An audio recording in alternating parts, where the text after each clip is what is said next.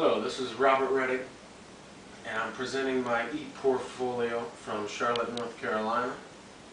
And I'll kind of describe it in detail as we go. I'm going to try to keep it short and sweet because that really was my goal of the whole interface, was to keep it user-friendly and be a good representation of me and where I'm headed professionally.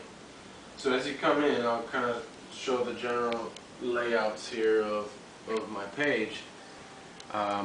The tabs across the top are short and sweet. We got the home page, which is where we're at, and this was a picture that I thought was perfect for this because it kind of looks like I'm looking off into the future, and that's really what the whole goal of my e-portfolio is to take me in the direction wherever I may be headed. So I'm just looking off there, and so this is the home page, and as we go on to the next page, it's an About Me tab. There's a brief description here of who I am, and as you get to look over the file, I'll send it. You can read it all, but I'm not going to really get into that. But it's got who I am, what I do, and this is a general description of my goals and what I can do for a company should they hire me. And then some of the important things about where I've been, some accomplishments and awards that I've received. The next tab across the top is my education history. And my undergrad I did at Michigan State University, and I also incorporated a link here to the MSU homepage, so that's available. Again, a brief description of what I did at Michigan State, what I learned, and so on. My graduate studies were, of course, here at Saginaw Valley, so I provided a link to that. It's easy, point and click on the item here, and then a brief description of my studies at Saginaw Valley. The fourth tab here I think is the most essential to the actual digital portfolio. It's the actual guts and glory here. We got some sample lessons that I've used in my teaching career. So this is just one sample lesson. Microsoft Word, nothing fancy.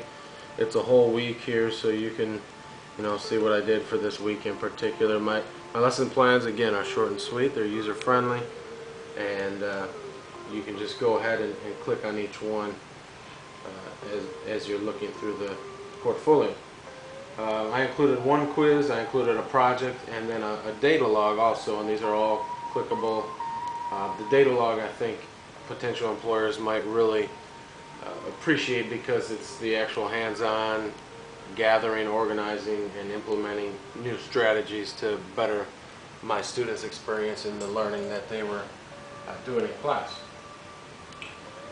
The next part of this portfolio tab is the Algebra 2 curriculum that I developed for teaching Algebra 2, and this is a Blackboard interface.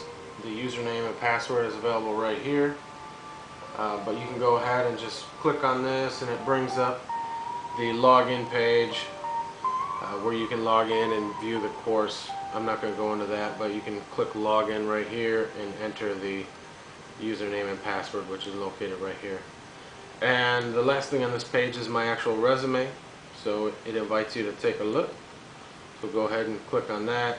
You can pull up my resume, or any potential employer could pull up my resume and find out the specifics about my job history, different additional awards that I may have received, past experience, even if it's not in education, and then some references that I listed below also. So that's my resume. The very last page that I included on my e-portfolio was a contact page. And so as you click that, it's got name, address, city, cell phone, email, and you can even submit an inquiry here, which is an option, and then send it. I'll receive it. I can reply back, of course. At the very bottom, I included some things that people may not have included. It's a hot button item, but Facebook, of course, can be a bit controversial, but I think in this day and age any employer is going to search it out anyways, so I went ahead and included that. you can click on it and it'll pull up a login page and it'll go right to my Facebook. So there's that. I also have a link to my LinkedIn profile, which is a pretty popular type of platform that employers may be looking for. It's got all my data, etc. And the last thing is just a blog that employers may be curious in. Something that I created just to kind of have some fun. So there's that, and that's basically my entire portfolio. It was a lot of fun creating it, and the whole time I was thinking, what a great project, because it's something that's useful. It's not just something that we're going to write a paper and then never use again. It's something that we can use, that we can modify, and actually hopefully land a ideal job with it. I think employers are going to like that you did it anyways. So it's just something that I'm going to continue to upgrade and use as I send out resumes and apply for jobs. So from Charlotte, North Carolina, that's about it. I hope you enjoyed, and take care. Thank you.